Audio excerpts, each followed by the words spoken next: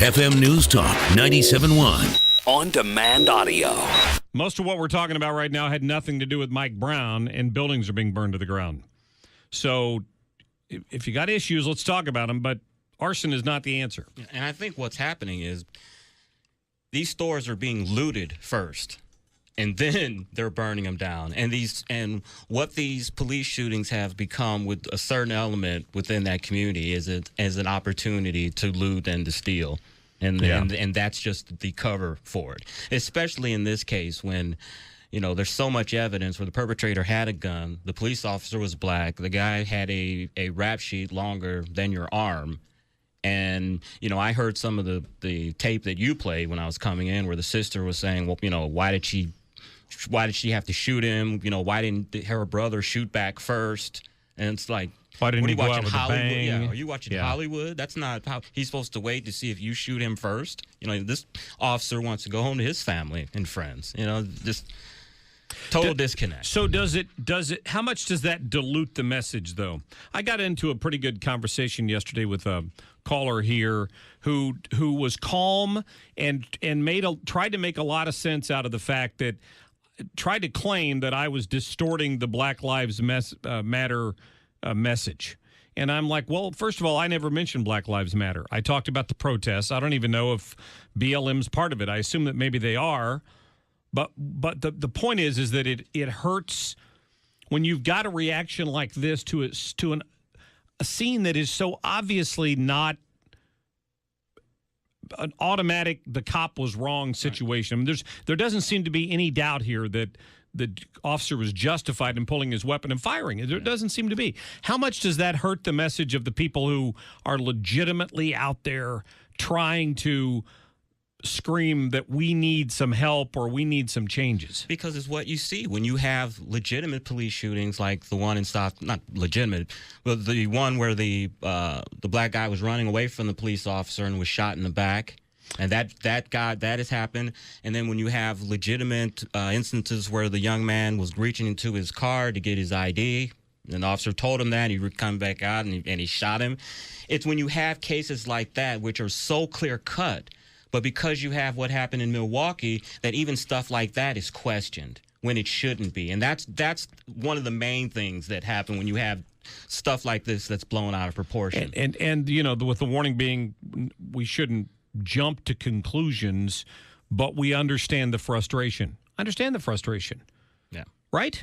And the thing is, when you look at the bigger picture of it, you're doing all this stuff because you want people to understand your plight and what's been going on with you for generations and how your situation isn't improving. But, to get political, Democrats have ran these cities for 50 years. They've ran these school districts for 50 years. They've voted for Democrats for 50 years. I mean, it gets to a point where there is a track record that you can look back on and say, hey, this road or the way that we're going is not working. You have to change up and give your vote. Make the two parties compete for your vote. I heard the one of the state senators from Wisconsin. She wasn't immediately for Milwaukee, and she made that point for some reason yesterday. I'm not quite sure why it was important to her to make that point, but she made that point because she wanted people to know that this was people speaking out of frustration. I want to see if I can find that bite because, I think it's important. She said she didn't want violence, but people needed to have better relationships. Let me see if I can find that here. Creating violence and looting and burning down stores is not conducive to starting a fruitful relationship. No, I couldn't agree with you more. Have to understand that. Yeah. Here we go. Maybe this is it. Let me listen to this real quick. Hold on. Bear with me. I'm trying to find my audio here. Live radio. It is live radio. Thank you. Here we go. Let me see if I can get this to play. You know what I see? You see the terrible violence to the property. I see the hurt. I see the pain of the people. I see the hopelessness of the people. I'm hurt for the businesses who have been in our community and have chosen to link arms with us and to be business partners in our community for the hurt that they've experienced. But what I know is that the trauma that exist in this community must be addressed. And so I don't care about just the buildings. I care about the human capital and the people. I see her point, but she's kind of excusing the fact that they burned buildings. Until you have self-reflection, either as a person when you have a problem or as a community, self-reflection, you're never going to solve it. You know, they still want to put all of the problems on segregation, slavery, the past, and all that, which residual effects of that still affect our community. I agree with that argument. But it gets to a certain point where, you know, when they talk about these people in the inner city selling drugs and everything, you know, they feel that that's their only opportunity, but no one is putting a gun to their head and making them sell drugs on the corner. No one is making you do these type of things. Yeah, I would agree. I was going to get to Pat here, but it looks like Pat hung up. 314-969-9797. Off of the issue of Milwaukee for a moment. Mm-hmm. I want to get back to a Trump issue. Paul Manafort, there's been some allegations that Paul Manafort was on the list of some I'm trying to remember the guy's name. Yanukovych. He was working for that. That guy was the president of Ukraine until Russia overthrew them, and the guy fled to Russia. He's an ally of them. Apparently, there's $12.7 million of payments that they found on a handwritten ledger that were supposedly made to Paul Manafort, and he's saying he never received any of that money. Yeah. So, but the Democrats are trying to make hay out of it. Here's the bite about this. The facts in the story are what they are.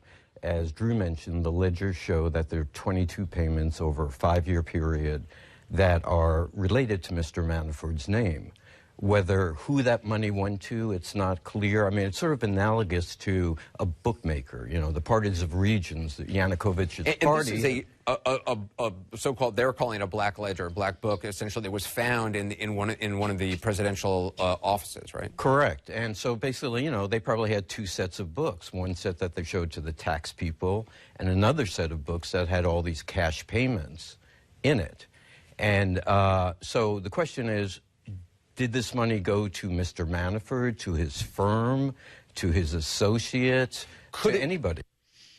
They don't know if the money went to him or not. It's just funny to me that the focus is suddenly on what sort of influence does Russia have over Paul Manafort, as opposed to the countries and the dictators around the world who've contributed to the Clinton Foundation and in hopes of trying to influence Hillary Clinton when she was Secretary of State. And as more of these emails have come out, there's a lot more evidence that was going on than there is that Paul Manafort received any of this money. All he'd have to do is show his banking records if he chose to. Well, you know, it's politics, and the Democrats are trying to link Trump and Manafort to the Russians, and everyone's saying that the Democrats are trying to make the case that the Russians are the ones that released this information to try to embarrass the Democrats.